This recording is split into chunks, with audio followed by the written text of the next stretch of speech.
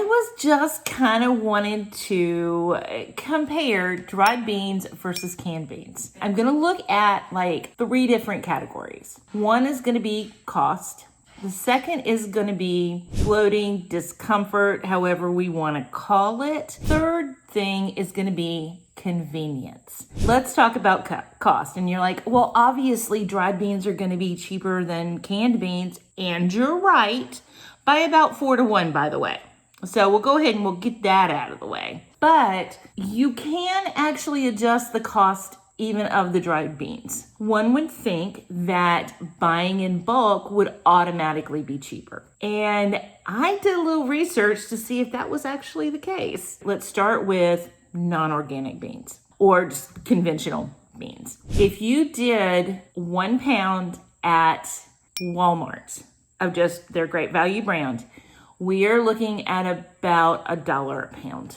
If I were to go with conventional beans, not organic, at places that I would normally get bulk beans, and by this I mean Walmart, Amazon, or Azure Standard, I am looking at about $1.50 per pound of beans. These are conventional, non-organic. What I'm really kind of trying to say is that you really do want to make sure that you're looking at the ounce for ounce price or the cost per ounce and making sure that you are comparing the cost per ounce in one and the cost per ounce on the other, or we can look at it via the pound. So the pound for one versus the cost for the pound for the other.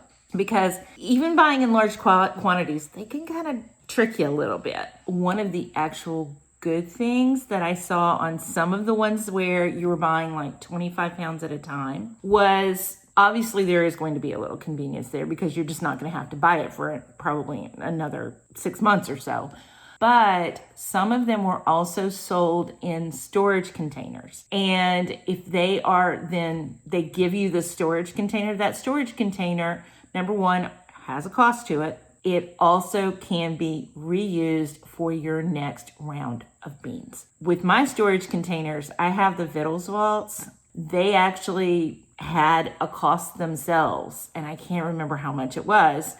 And obviously they are reusable, but I would not store them in the bag for that long. Number one, air's going to get to them. Number two, vermin are going to get to them. And you really want to avoid that if you can. As far as the cost goes, dry definitely better. We are usually looking at about 4 to 1.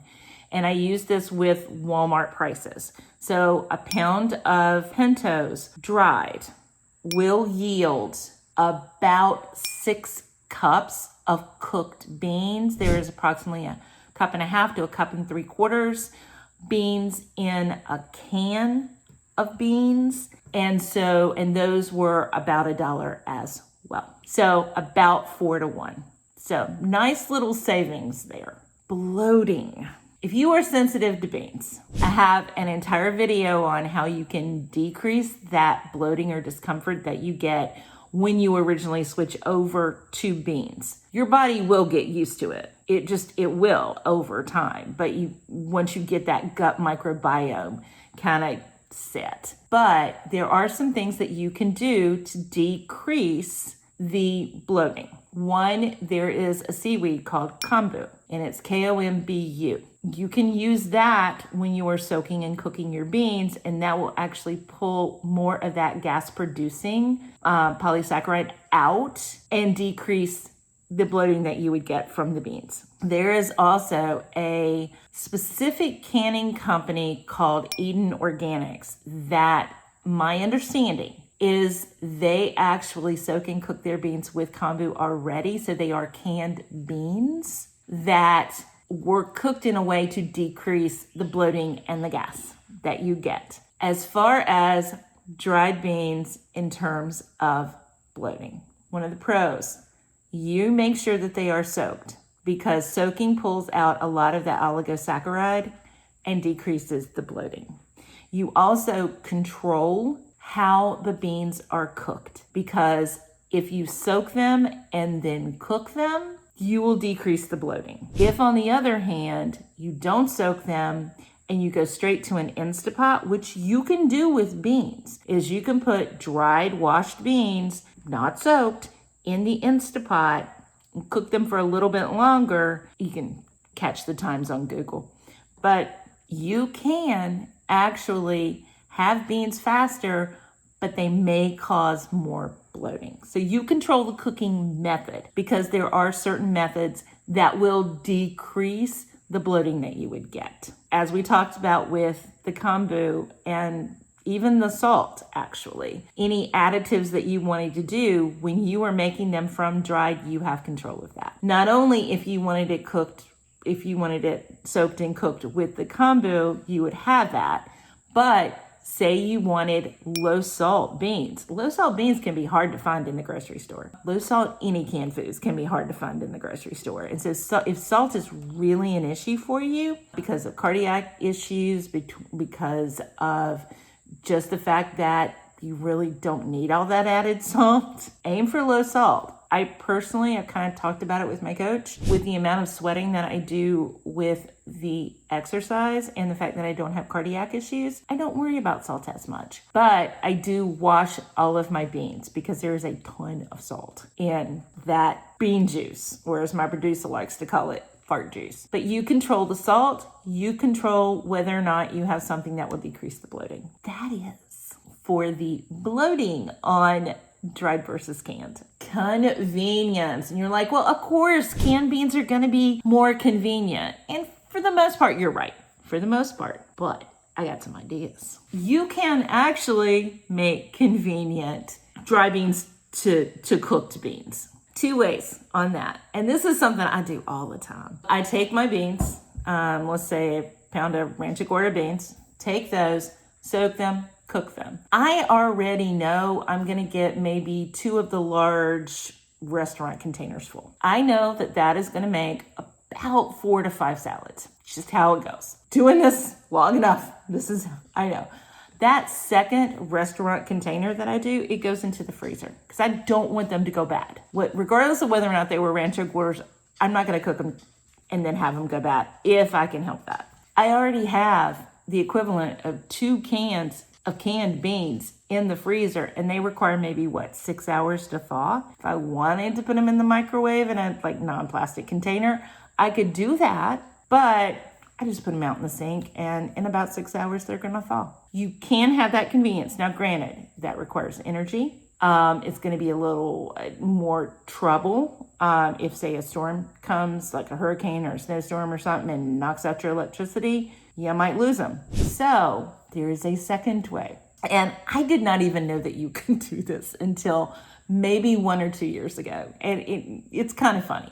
But did you know you can home can your own beans? I'm a canner and I didn't even know that. But yeah, you can. And usually you start with soaked beans. So you could still soak them and you could, put the kombu in it if you wanted to. You could put salt in it if you wanted to. You can do all of that. And then and then you put them in the jar, whether it's a pint or a quart. The soaked beans, fresh clean water around them up to probably about 1 inch of headspace. They have to be pressure canned, but it is pressure 75 minutes for pints, 90 for quarts. And they will be fully cooked when they come out. I will say personally that they're a little bit mushy for me, unless I were going to be making a hummus with it, or we're going to be making refried beans with it, or something like that. They're just a little smushy for me. Or I've actually even used them